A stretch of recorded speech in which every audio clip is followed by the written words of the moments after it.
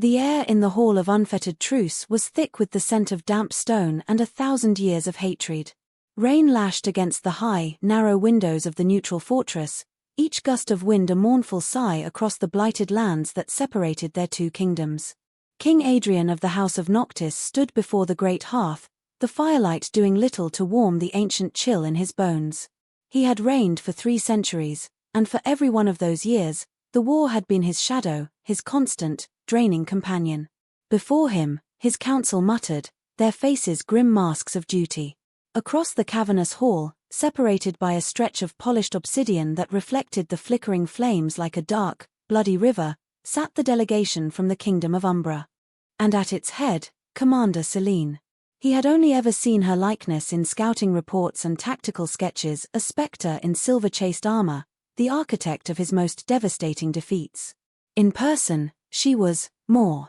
She sat perfectly still, her posture a study in lethal grace. Her armor was practical, scarred from battles he knew by date and casualty count. Her midnight hair was pulled back severely, revealing a face of sharp, aristocratic beauty that was utterly devoid of warmth. But it was her eyes that held him. They were the color of a winter storm, and in their depths, he saw a weariness that mirrored his own. It was a profound, soul-deep exhaustion that no mortal could ever comprehend. The loneliness of command. The burden of centuries. For a disorienting moment, the animosity of the room faded, and he felt a shocking, unwelcome pull of recognition. He was looking at his enemy, the bane of his bloodline, and seeing a reflection of his own soul. King Adrian, her voice cut through the hall, cool and clear as ice.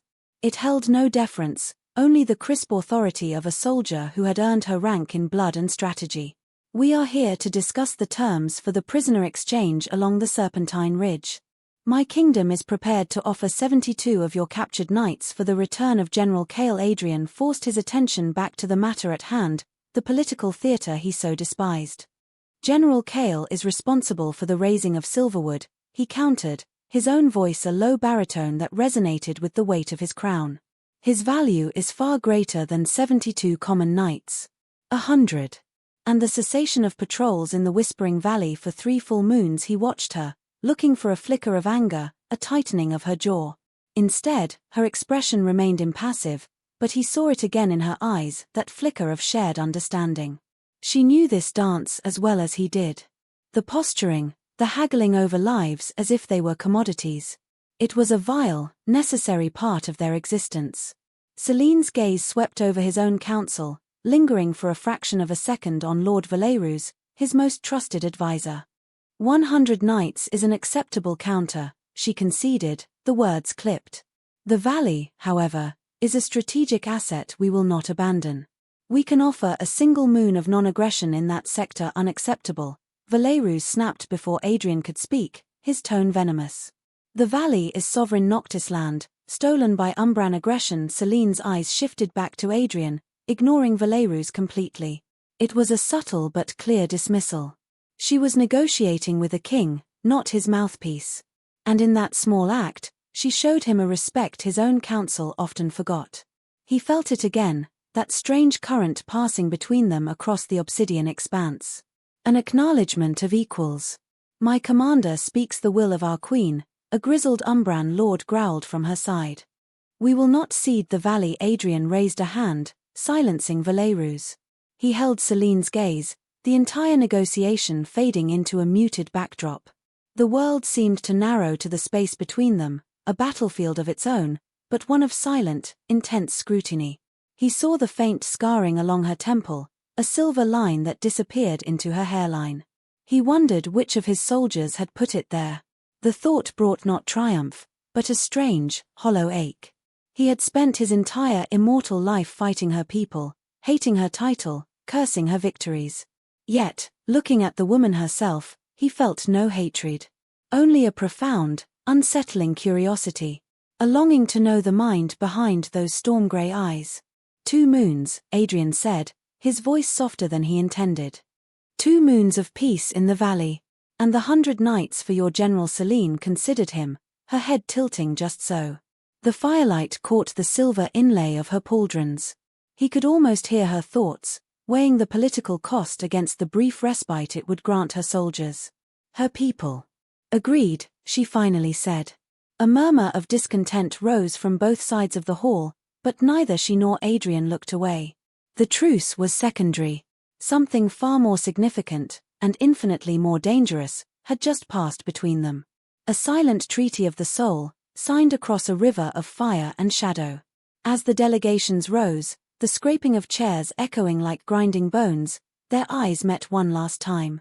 The formal hostility was a fragile veneer over something raw and new. He saw a question in her gaze, one he could not answer. She gave a stiff, formal nod, then turned and swept from the hall, her black cloak billowing behind her like the wings of a raven. Adrian remained by the fire, long after his own counsel had departed, their muttering about his softness fading down the corridor. He stared into the flames, but all he saw were eyes the color of a winter storm. My enemy, he thought, the words a silent, stunned whisper in his mind. My enemy. My heart. The neutral zone was a graveyard of ambition, a stretch of land pockmarked with the ruins of castles and monasteries that had fallen centuries ago, belonging to neither Noctis nor Umbra. It was a place of ghosts and silence, governed by ancient pacts that forbade the shedding of blood. Adrian stood within the skeletal remains of the Abbey of the Veiled Sisters, moonlight pouring through the collapsed roof to illuminate a floor of shattered marble. He did not know why he had come. He only knew that after the truce negotiation, the suffocating opulence of his own castle had become unbearable. The silence here was different. It was a clean silence, honest in its emptiness. He had sent a message, a single, unsigned note delivered by a bonded raven, containing only the location and a time. He hadn't expected a reply. He hadn't even been certain for whom the message was truly intended. But as a shadow detached itself from the deeper darkness of a crumbling colonnade, he knew. Celine moved with a liquid grace that belied the rigid discipline he'd seen in the truce hall. She wore no armor now, only simple black leathers that allowed for silent movement. Her hair was unbound, a cascade of ink that softened the severe lines of her face. She stopped 10 paces from him, her hand resting near the hilt of a dagger at her belt. Her storm-grey eyes watched him, wary and questioning. King of Noctis, she said, her voice a low murmur that the ruins seemed to absorb. This is a foolish risk. For both of us, is it? Adrian asked, not moving. The air between them was electric, charged with unspoken words and the weight of their shared history of violence. I thought it more foolish to feel what I felt in that hall and do nothing. A flicker of something, surprise. Vulnerability, crossed her features before her mask of command slipped back into place. What you felt was the presence of your sworn enemy. It is called animosity. He took a slow step forward, then another. He stopped when he saw her fingers tighten on her dagger. I have felt animosity for 300 years, Commander. I know its taste. It is bitter, hot, and predictable. This was different. He left the word hanging in the cold night air. Celine did not retreat, but her stance was coiled, ready for anything. Different how? She challenged, her voice tight. It felt like recognition, he admitted, the confession costing him a piece of his kingly pride. As if I were looking at the only other person in the world who understands the weight of all this, he gestured vaguely at the ruined abbey, at the blighted lands beyond, at the whole miserable, endless war. The loneliness of it. Her hand relaxed, falling away from her weapon. The tension in her shoulders eased almost imperceptibly. For a long moment, she said nothing, simply studying his face in the ethereal moonlight. He saw the conflict in her eyes, the battle between a lifetime of ingrained duty and this strange, undeniable truth. Every dawn, she said, her voice barely a whisper, I watch the sun rise and I feel the pull of sleep. I see my soldiers, their faces so young, their immortal lives barely begun, and I know I will be sending them to a death that will not come for me. I will see their families grieve. I will see their children grow old and die, and their children's children. And I will still be here, fighting the same war my ancestors began. It is a loneliness that hollows you out from the inside. The raw honesty of her words struck him with the force of a physical blow. She had just given voice to the secret agony of his own existence. He, the king. She, the commander. Two sides of the same cursed coin, minted in the fires of a forgotten conflict. He closed the remaining distance between them, stopping just a breath away. He could feel the faint warmth radiating from her, see the pulse beating in the hollow of her throat. It was a wildly reckless act, standing so close to the woman who had slain thousands of his subjects. But fear was a distant memory. All he felt was a profound, magnetic pull. "I know," he breathed, the words meant for her alone. "I sign the edicts. I approve the troop movements. I read the casualty lists until the names blur into a single, unending scream. And I sit on a throne of gold and sorrow, utterly alone." Her gaze dropped to his chest, as if she could see the hollow space she had just described. "Why did you ask me to come here, Adrian?" she asked, using his name for the first time. It sounded less like a king's title and more like a prayer on her lips. "Because I had to know if the woman who commands the Umbran legions was truly the monster my council paints her to be," he answered, his voice rough with an emotion he couldn't name. "Or if she was the person I saw across that hall. And what have you decided?" "I have decided," he said, slowly raising his hand, "that I am in more danger right now than I have ever been on any battlefield." His fingers brushed against her cheek. Her skin was cool, smooth as polished marble. She flinched but did not pull away. Her eyes fluttered shut for a heartbeat, a silent surrender to this impossible moment. He felt a tremor run through her. When her eyes opened again, the storm in them had softened, replaced by a devastating vulnerability that mirrored his own. "In another life," she whispered, her breath ghosting across his lips, "we might have been allies in another life," he murmured back, his thumb tracing the line of her jaw. "We might have been anything." The words were a lament for a past that never was and a future that could never be. Yet, here in the moon-drenched ruins, surrounded by the ghosts of a forgotten peace, it felt like a beginning. The start of a beautiful, doomed rebellion against the world that had made them enemies. Their secret meetings became a desperate ritual, a sacred heresy in a world defined by their enmity. They met in the forgotten corners of the neutral zones, a skeletal forest where the trees had turned to stone, the waterlogged crypt of a long-dead mortal king, a windswept cliff overlooking the sea that bordered both their lands. Each rendezvous was a gamble, a thread pulled from the tapestry of their duties, risking the unraveling of everything. The initial caution between them slowly eroded, replaced by a deep, aching intimacy. It began with conversation. They spoke of the centuries they had witnessed, of art and philosophy lost to the war, of the bitter irony of being immortal beings trapped in an endless cycle of death. Adrian discovered that Celine possessed a sharp, dry wit that she kept carefully hidden beneath her commander's stoicism. She learned that his kingly gravitas concealed a poet's heart, weary of politics and yearning for beauty. "My father believed this war could be won in a decade," she told him one night, as they sat on the edge of a crumbling aqueduct, their legs dangling over a chasm of darkness. "He said it was a matter of will. He died on the fields of Sorrow's Hollow, his will broken." My grandfather commissioned a tapestry depicting the final victory of Noctis, Adrian countered, his voice laced with bitter irony. "It hangs in the Great Hall. It is 300 feet long and has been unfinished for 5 centuries. The weavers die of old age, their children take their place, and still the final panel remains bare." They found solace in their shared disillusionment. Their love grew in this barren soil, a defiant wildflower in a wasteland. The physical space between them dwindled with each meeting. A hand brushing against another's as they passed a waterskin. His fingers gently tucking a stray strand of hair behind her ear. Her hand resting on his arm to steady herself on uneven ground. Each touch was a spark, a stolen moment of warmth in their cold, lonely existence. The first kiss happened during a sudden downpour, huddled together in the hollow of a great, petrified tree. The rain hammered against the stone bark, isolating them from the world. He had been tracing the lines on her palm, a map of a life he longed to know, when he looked up and found her eyes fixed on his lips. The air grew thick, heavy with unspoken desire. "Celine," he whispered, her name a question, a plea. She gave him no answer in words. Instead, she leaned in, closing the final inch between them. Her lips were soft, tentative at first, then hungry, demanding. It was a kiss of desperation and discovery, of centuries of longing poured into a single, breathless moment. It was the taste of rain and sorrow and a hope so fierce it was painful.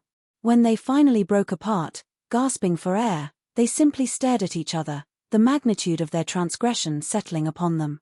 "This is madness," she breathed, her forehead resting against his. "Then let us be mad together," he murmured, before capturing her lips again. Their love became a dual existence. In public, at the tense, sporadic truce talks, they were the very picture of animosity. King Adrian, cold and imperious. Commander Selene, sharp and unyielding. They traded barbs and threats, their voices laced with a convincing hatred that fooled everyone. Their councils praised their resolve. Their soldiers saw their unwavering enmity. No one saw the way their eyes would meet for a fraction of a second, a silent conversation passing between them. No one saw the subtle shift in Adrian's posture when one of his lords insulted her, a barely perceptible tensing of his shoulders. No one noticed the way Selene's gaze would soften almost invisibly when she spoke Adrian's name, even as a curse. But in the secret, silent places, they were simply Adrian and Selene. They shed their titles like heavy armor, revealing the vulnerable souls beneath. He would read her ancient poetry, his voice a low rumble in the darkness.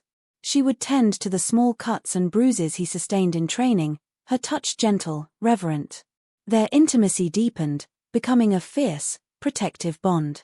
They found in each other a sanctuary, a place where they did not have to be a king or a commander, but simply themselves. "You are worth the war," he told her one night, his lips against her throat. The words were a blasphemy, a treason against his crown and his people, but they were the truest thing he had ever said.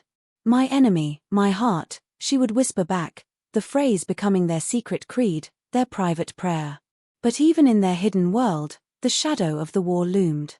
The risk of discovery was a constant, sharp-edged threat.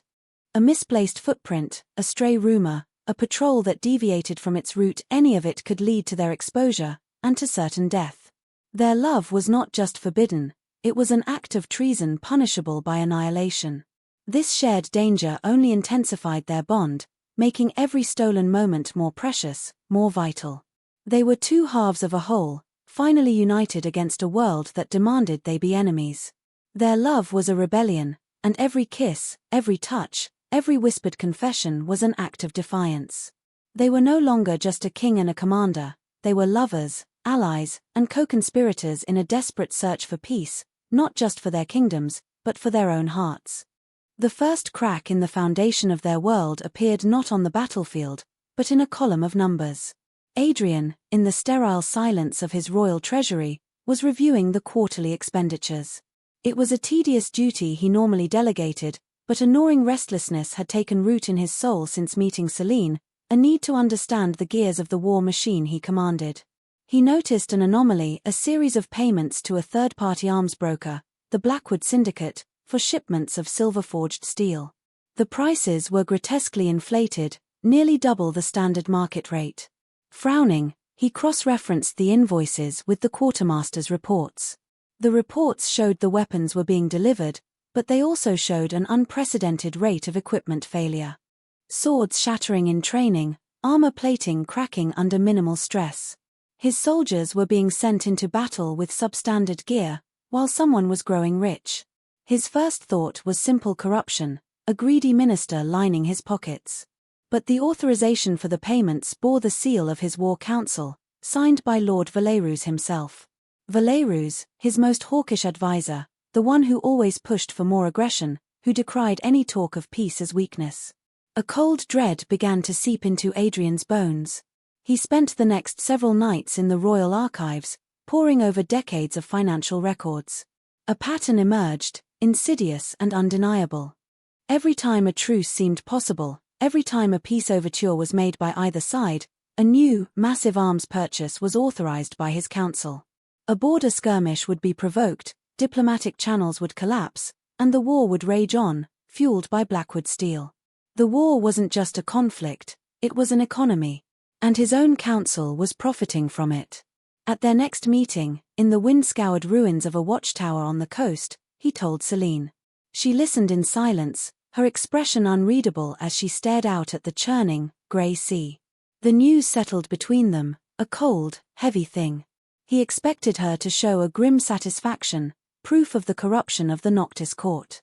Instead, when she finally turned to him, Her eyes were filled with a dawning horror. "The Crimson Market," she said, her voice a strained whisper. "What is that?" "It's a black market for blood, operating in the shadow cities of Umbra. The official story is that it's a rogue element we're trying to stamp out. But its supply is too consistent, too plentiful.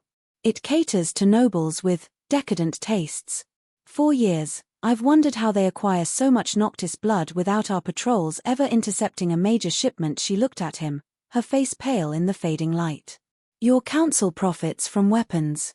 Mine profits from the blood of your people captured in the battles. Those weapons prolong the monstrous truth of it slammed into Adrian with physical force. This was not just corruption. This was a conspiracy, a symbiotic sickness that infected both their kingdoms. Their councils were not adversaries, they were business partners. The war was the business. And the currency was the lives of their people."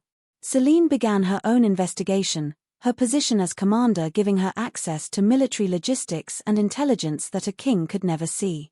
She moved with surgical precision, using her network of loyal scouts to track the flow of prisoners and the shadow routes of the Crimson Market. She discovered that certain Umbran battalions were being deliberately sent into unwinnable engagements, their losses calculated to provide a steady supply of captives. She found secret ledgers detailing transactions between Umbran lords and Noctis arms dealers, trades of blood for silver, life for steel. Their secret meetings took on a new, desperate urgency. They were no longer just lovers stealing moments of peace. They were investigators, piecing together a puzzle of unimaginable treachery. In the hollow of an ancient meteor crater, they laid out their evidence side by side, Adrian's financial records and Celine's tactical reports. The pieces fit together perfectly, forming a hideous picture of two kingdoms being bled dry by the very people sworn to protect them. "Valeru's on my side, Lord Malika on yours," Adrian murmured, tracing the lines of connection.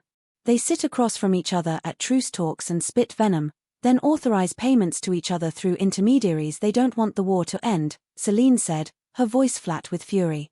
"They've built their power and wealth on it. A lasting peace would be their ruin." The realization changed everything.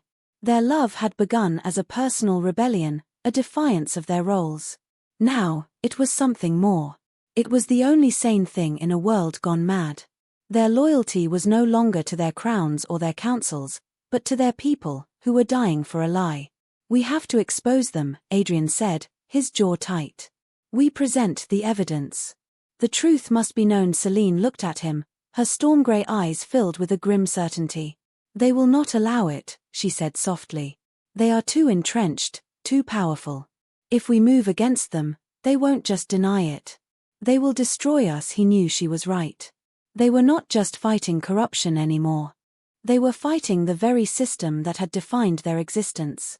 To bring the truth to light, they would have to declare war on their own kind. Their forbidden love had led them to a forbidden truth.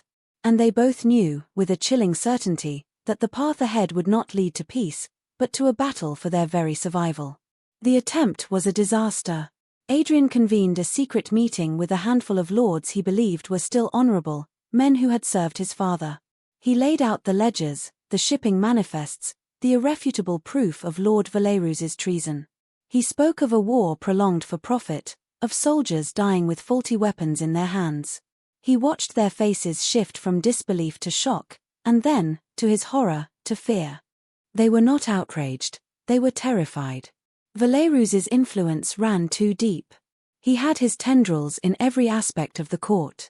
To move against him was to move against the entire power structure of the kingdom. "Your Majesty," one of the older lords finally stammered, his face ashen, "these are grave accusations. To act on them without more consensus would be to risk a civil war." "Consensus?" Adrian roared, slamming his fist on the table. "This is not a matter for debate. It is treason." But he saw in their averted eyes that he had already lost.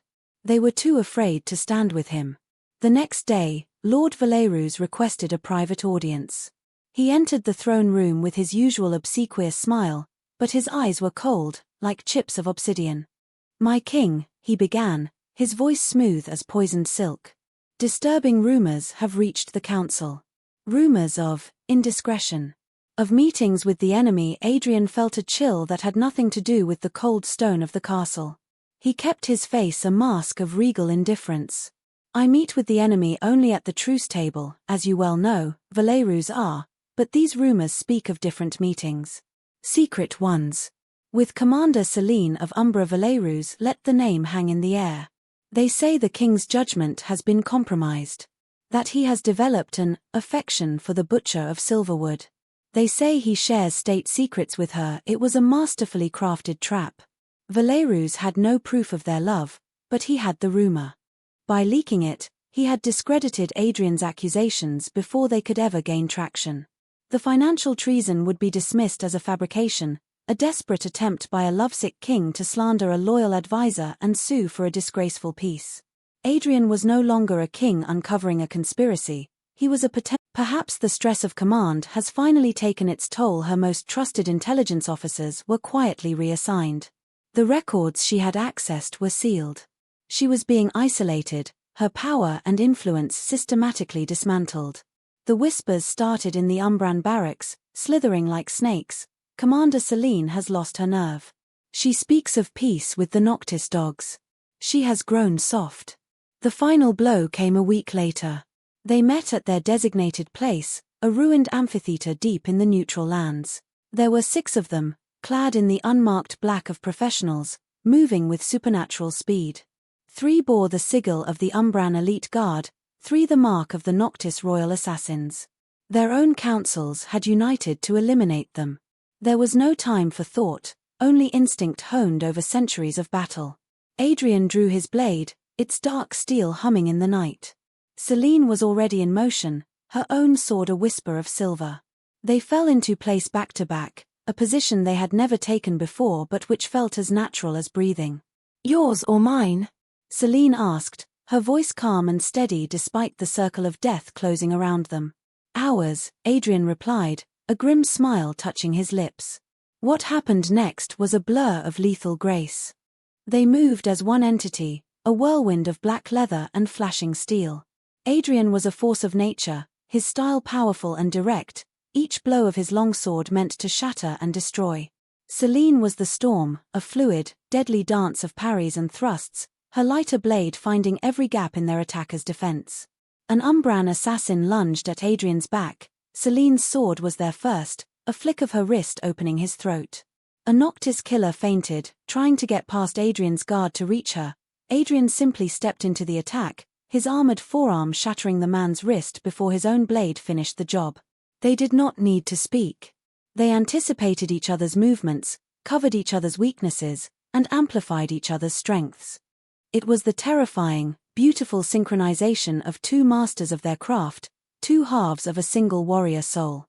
In less than a minute, it was over. 6 bodies lay broken on the ancient stone, their dark blood pooling in the cracks. Adrian and Celine stood in the center of the carnage, panting slightly, the adrenaline of battle singing in their veins. He looked at her, her face illuminated by the moon, her sword dripping with the blood of his own people. She looked back at him, his blade stained with the blood of hers. They had been branded traitors. Their own kingdoms had sent assassins to murder them. The truth they had uncovered was too dangerous, and they were the loose ends that needed to be tied. "They won't stop," Celine said, her voice low and heavy. "The next time, they will send more. They will not fail again." Adrian reached out and wiped a smear of blood from her cheek with his thumb. His touch was gentle, a stark contrast to the violence that surrounded them. "Then we cannot allow them a next time," he said, his gaze locked with hers. The love that had been their sanctuary was now their only alliance. They were exiles in their own lands, hunted by the very people they had sworn to protect. The choice had been made for them.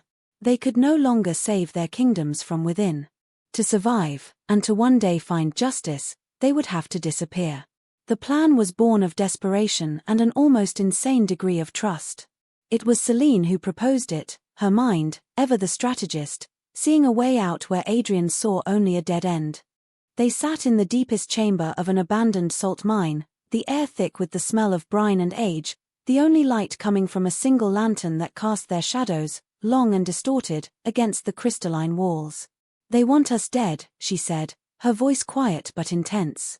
They need our deaths to be public, a lesson to any who might think to question them. Valerus and Malika need to cement their power, to show that even a king and a commander are not above the law when they consort with the enemy. Adrian nodded, the grim logic undeniable. They'll arrange a battle. A decisive one. And they'll ensure we are both there exactly, Celine continued, her grey eyes glittering in the lantern light.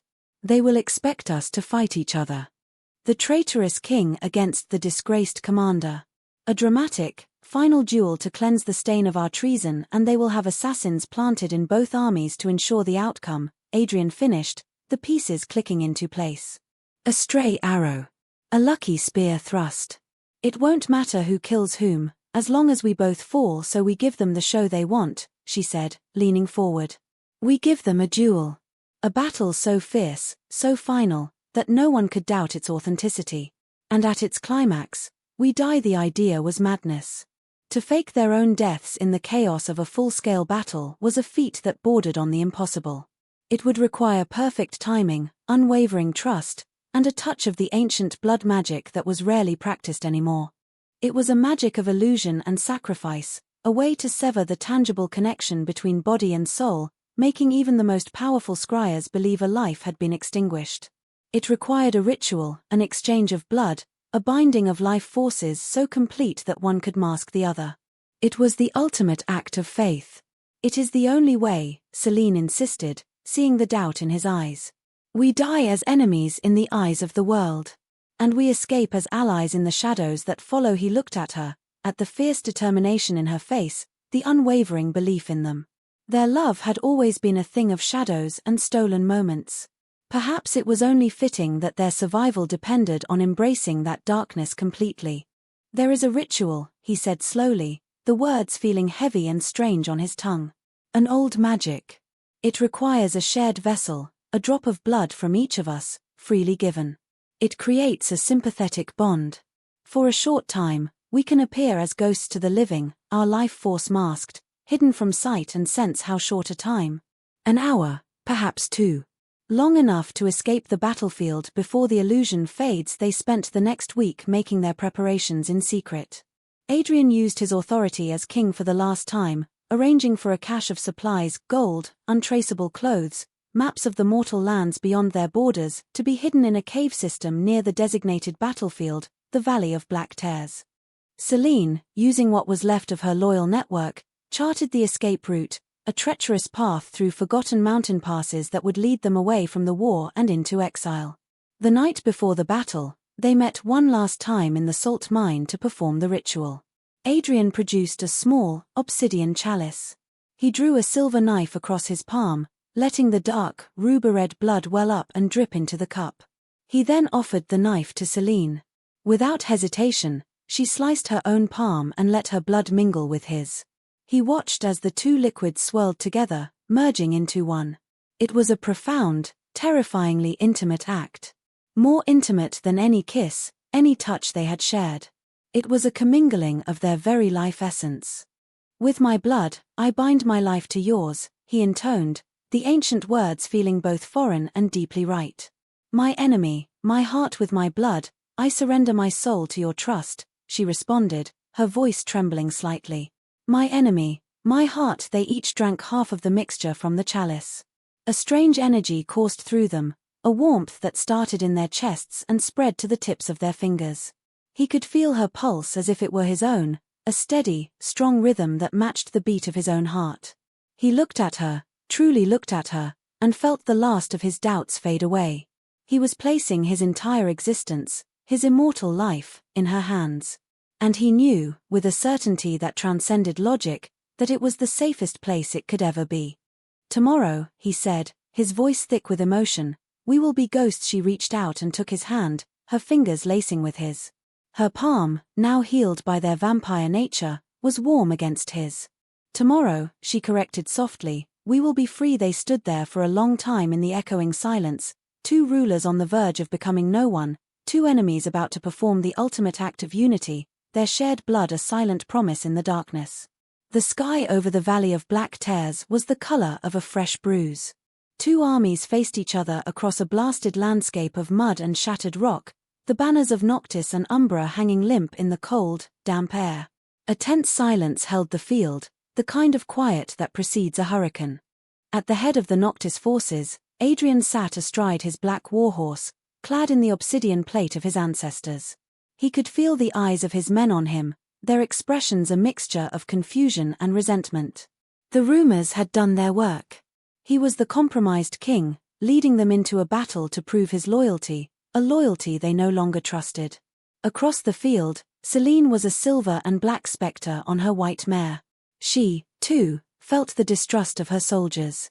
She was the commander who had grown soft, the hero who had fallen from grace.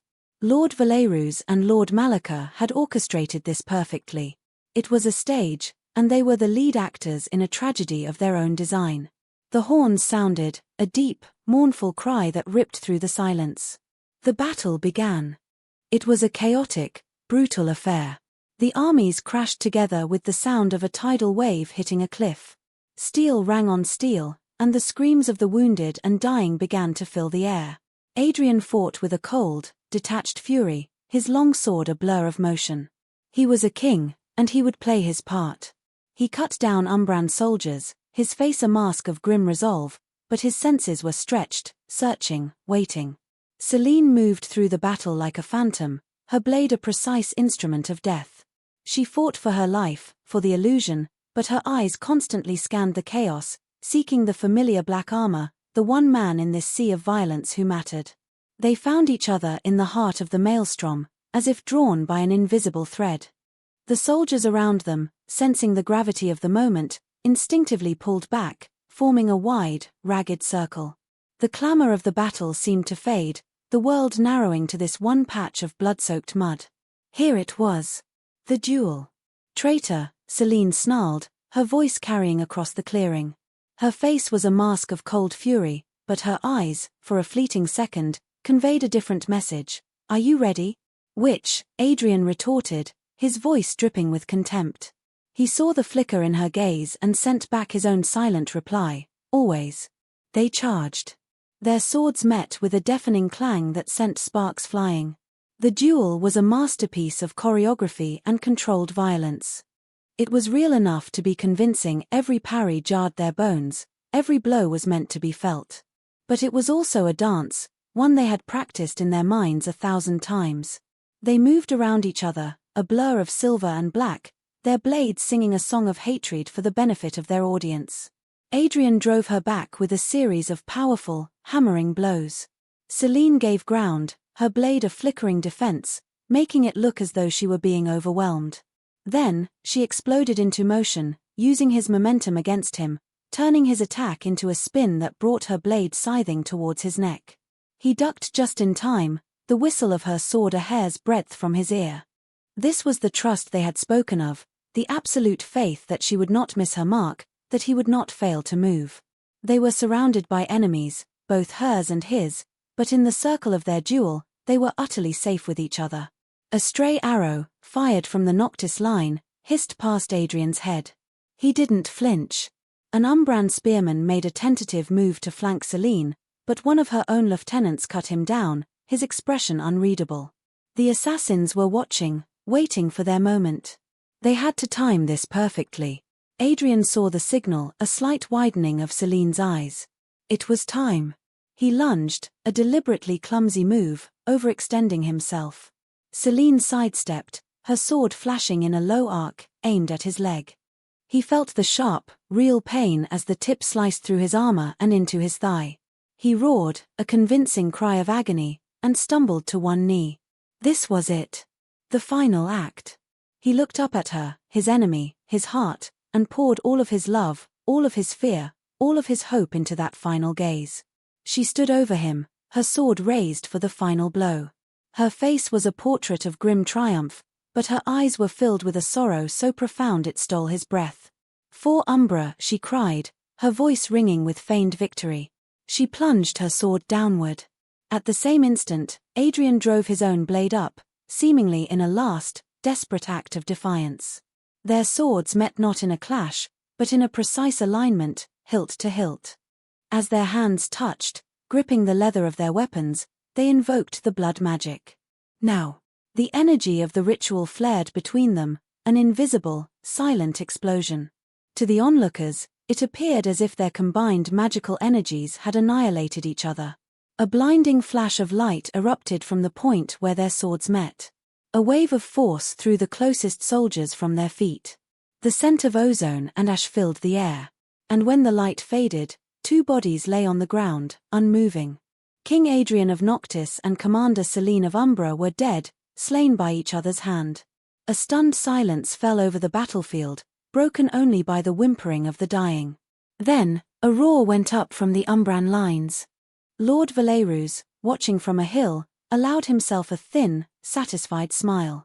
Lord Malika began barking orders, his voice full of false grief and real ambition. But beneath the chaos, two figures, now little more than transparent specters, slipped away from their own corpses. They moved unseen and unheard through the carnage, their hearts pounding in unison, the blood bond holding the fragile illusion together. They ran from the valley of their deaths, leaving behind their names, their crowns, and their kingdoms, escaping into the shadows with the only thing that mattered, each other. The 50 years that followed were a lifetime. For mortals, it would have been an entire existence, a saga of birth, love, and death. For Adrian and Selene, it was an exile, a long, quiet breath held between two worlds. They journeyed east, into the sprawling lands of mortals, where the endless war of their kind was nothing but a dark fairy tale used to frighten children. They were ghosts, not just in magic, but in truth. Their names were erased, their pasts buried under the lie of their mutual destruction. At first, the freedom was intoxicating. There were no councils, no battle plans, no weight of a crown or a command. There was only the road ahead, and each other.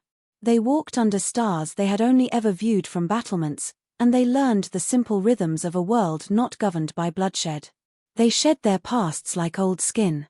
Adrian, the king, learned to hunt for their food, to mend his own clothes, to live without the deference of a court. Selene, the commander, learned to find beauty in stillness, to read the turn of the seasons instead of the turn of a battle, to sleep through the night without posting a guard. Their love, forged in secrecy and danger, now had room to breathe. In the stolen moments of their previous life, their connection had been a desperate, fierce thing. Now, it settled into a deep, abiding intimacy. They learned each other's rhythms, the quiet moods and silent fears. He learned that she hummed softly when she was truly content, a sound he came to cherish more than any courtly music. She discovered that he had a quiet, scholarly passion for mortal history, and she would listen for hours as he spoke of the rise and fall of empires that had crumbled to dust before she was even born. They found a home in a secluded valley, nestled in a mountain range so vast and remote that no one had lived there for centuries. They built a small house of stone and wood with their own hands. It was a simple, rustic dwelling, a stark contrast to the cold, cavernous castles of their birth, but it was the first true home either of them had ever known. It was theirs. Yet, their past was a shadow that never truly left them. Their exile was a choice, a sacrifice, but it was a loss nonetheless. Some nights, Adrian would stand outside their small home and stare west, a profound sadness in his eyes. He missed the scent of the shadow pines in the Noctis royal forests, the familiar weight of his father's signet ring on his finger. He mourned for the people he had been forced to abandon to the machinations of traitors. Selene felt it too. She missed the crisp mountain air of her Umbran homeland, the camaraderie of her soldiers, the sense of purpose that had driven her for centuries. They were two halves of a whole, but they were also two uprooted trees, their roots still yearning for the soil of their birth. Their love was their sanctuary, but it was a sanctuary built on the foundation of a great sorrow. They never stopped working. Their exile was not an abdication. It was a strategic retreat. Using the gold Adrian had hidden, they established a network of mortal agents, spies, and informants. They gathered information with the painstaking patience only immortals possess. They tracked the flow of gold from the Blackwood Syndicate. They followed the supply chains of the Crimson Market. They collected testimonies from disillusioned merchants and disgraced soldiers from both kingdoms. Over 5 decades, they built an undeniable, irrefutable case against the conspirators. They compiled a book, bound in simple leather, filled with signed affidavits, copied ledgers, and maps detailing the secret trade routes that had fueled the war. It was a testament to 50 years of patient, silent work. A bomb waiting to be detonated. During those long years, their bond deepened into something unbreakable. They saw each other through the waves of grief and longing. They celebrated the quiet victories of their new life. They shared a bed, a home, a life. The blood they had shared in the ritual had forged a connection that went beyond the physical. Sometimes he would feel a phantom ache in his thigh where her sword had cut him, a ghostly reminder of their shared sacrifice. She, in turn, would sometimes feel a surge of his own melancholy, and would go to him without a word, her presence a silent comfort. They aged, not in body, but in spirit. The sharp edges of the king and the commander were worn smooth by time and a quiet, domestic love. They were no longer just warriors and rulers. They were partners, in the truest sense of the word.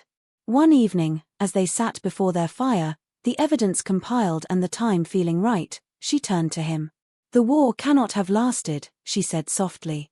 "An economy built on nothing but destruction eventually consumes itself. They must be exhausted." "Broken they are," he agreed, his gaze distant. His latest reports from his mortal agents painted a bleak picture.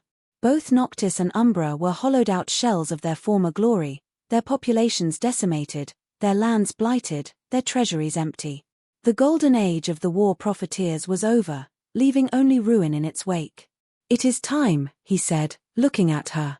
Her face, illuminated by the firelight, was the most beautiful thing he had ever seen. The years had etched a new wisdom in her eyes, a quiet strength that had replaced the warrior's hardness. "Are you ready to go home?" she asked. He reached out and took her hand, the feel of it as familiar and necessary as his own heartbeat. "I am already home," he said, his voice thick with the truth of it. "But our people are not. Let us go and bring them peace." They packed a single bag, containing the leather-bound book and the clothes they would wear. They looked back at the small stone house one last time, a silent farewell to 50 years of peace and love. And then they turned and began the long journey west, two forgotten ghosts walking back into a history that thought them long dead. The return was like stepping into a half-remembered nightmare. The borderlands, once scarred but alive, were now utterly dead. The blighted earth was grey and cracked, the skeletal trees coated in a permanent film of ash. The very air tasted of ruin and decay. The war had not just been fought here, it had poisoned the very essence of the land. Adrian and Celine, cloaked and hooded, moved through this desolate landscape like wraiths. They saw the devastating cost of the 50 years they had been gone. Villages were abandoned, their stone houses crumbling into dust. Watchtowers stood empty, their banners rotted to shreds. This was the legacy of Valerus and Malachus' greed. They reached the capital of Noctis first. The city was a shadow of the gleaming, powerful metropolis Adrian remembered. The high walls were crumbling, the gates were splintered, and a palpable air of despair hung over the cobbled streets. The vampires they saw were thin, their eyes dull with hunger and exhaustion. The vibrant heart of his kingdom had been replaced by a slow, creeping death. Dressed as weary travelers, they found their way to the grand plaza before the royal castle. A crowd was gathered, listening to a proclamation being read by a gaunt-looking herald. It was a new tax, a levy on blood rations to fund a final defensive effort against the Umbran threat. A bitter, hollow laugh escaped Adrian's lips. Even now, with everything in ruins, the lie persisted. Lord Valerus, now styling himself Lord Regent, appeared on the balcony of the castle. He was older, his face a web of fine lines, but his eyes held the same cold, reptilian cunning. He looked out over the suffering masses, his expression one of bored disdain. "This is what he has done to our home," Adrian murmured, his voice a low, dangerous growl. Celine placed a calming hand on his arm. "Patience." Not yet. They traveled next to Umbra. The situation there was identical. The proud, martial kingdom Celine had served was brought to its knees. Famine was rampant. The Crimson Market, once a shadow enterprise, now operated in the open, the only source of sustenance for those who could afford its brutal prices. They saw Lord Malachus, ancient and bloated with power, overseeing a public punishment, his face a mask of cruel satisfaction. The sight filled Celine with a cold, precise rage. They chose their moment carefully. A joint council had been called, a desperate meeting between the two dying kingdoms to be held in the same hall of unfettered truce where Adrian and Selene had first met.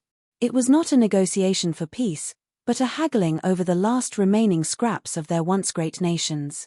Valerus and Malika sat at the heads of their respective tables, the elder statesmen of a war that had made them rich and everyone else destitute.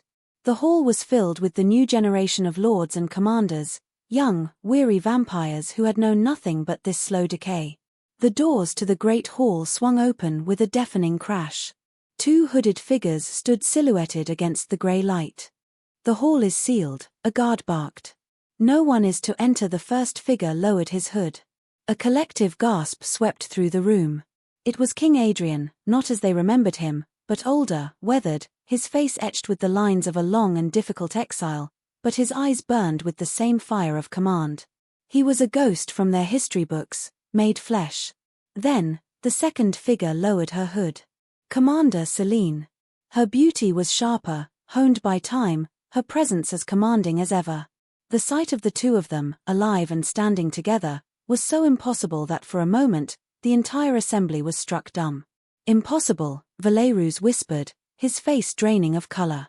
Malika surged to his feet, his hand flying to the hilt of his sword. "Apparitions. A trick."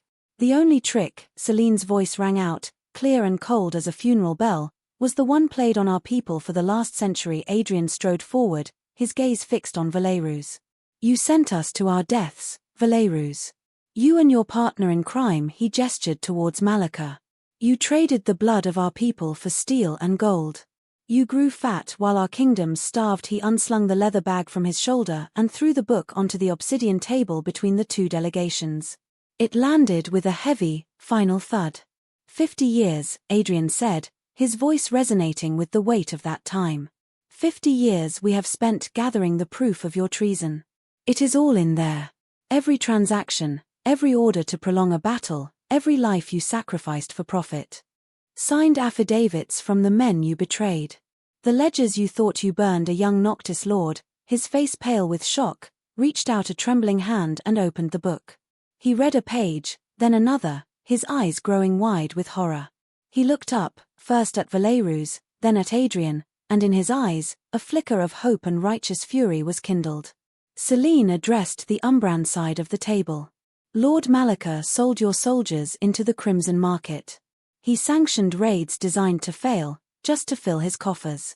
He bled Umbra from the inside, all while blaming the enemy you see before you." The evidence was too overwhelming, the appearance of the legendary figures too profound. The edifice of lies, so carefully constructed over decades, began to crumble. The young lords and commanders, the ones who had inherited this ruinous war, looked at their aging, corrupt leaders, and then at the two figures who had sacrificed everything for the truth. The spell was broken. Valerus and Malika began to shout denials, to bluster and threaten, but their power was gone. The respect and fear they had commanded had evaporated, replaced by contempt and disgust. The guards, seeing the shift in the room, did not move to defend them. They were alone, exposed, their monstrous crimes laid bare for all to see. Adrian and Selene did not need to say another word. They simply stood together, a united front, their presence a testament to a love that had survived death, exile, and time itself. They had returned not as a king and a commander, but as something more. They were the conscience of their people, the living proof of the great betrayal, and the last, best hope for a future free of the war that had defined them all. The aftermath was swift and decisive.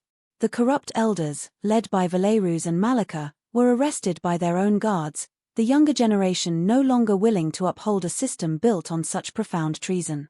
The leather-bound book was read aloud, its contents echoing through the halls of both kingdoms, each word a nail in the coffin of the old regime. The truth, once revealed, was like a cleansing fire. The anger of the people was immense, but it was not directed at their ancient enemies. It was directed inward, at the leaders who had betrayed them. The revelation that their suffering had not been for honor or duty, but for the greed of a few, shattered the very foundations of the centuries-long war. The hatred that had been so carefully cultivated for generations dissipated, replaced by a shared sense of victimhood and a burning desire for change. Adrian and Celine, the traitors of yesteryear, were now hailed as heroes. They were living legends, figures of myth who had returned from the grave to save their people. They possessed a moral authority that no one could question. They had sacrificed their crowns, their homes, and their very existence for the truth. In the weeks that followed, they worked tirelessly. They did not seek to reclaim their old titles. Instead, they acted as mediators, guiding the newly formed councils of both Noctis and Umbra. They used their shared story as a bridge, forcing the two sides to see their common humanity, their shared suffering. They dismantled the war economy piece by piece, exposing every tentacle of the conspiracy and helping to establish new systems of governance based on transparency and mutual interest. The process was arduous. Centuries of ingrained hatred do not vanish overnight. There was mistrust and old grievances to overcome. But Adrian and Celine were the living embodiment of a different path. Their love, once a secret, was now their most powerful political tool. When a Noctis lord spoke of an old Umbran atrocity, Adrian would speak of Celine's honor. When an Umbran commander questioned the trustworthiness of the Noctis court, Celine would speak of Adrian's integrity. They were the proof that peace was possible. The culmination of their efforts was the Treaty of the Twin Thrones, a historic peace accord that officially ended the war and united the two kingdoms under a single, joint rule. There was only one choice for who should lead this new, unified nation. The people, in a single, unified voice, called for their saviors to rule. And so, in the great plaza of the Noctis capital, before a crowd of thousands from both kingdoms, they were married. It was the first union between the two bloodlines in over 500 years. Celine did not wear armor, but a gown of deep midnight silk, embroidered with the silver sigil of her house. Adrian did not wear the heavy robes of a king, but a simple, elegant tunic bearing the black crest of his own.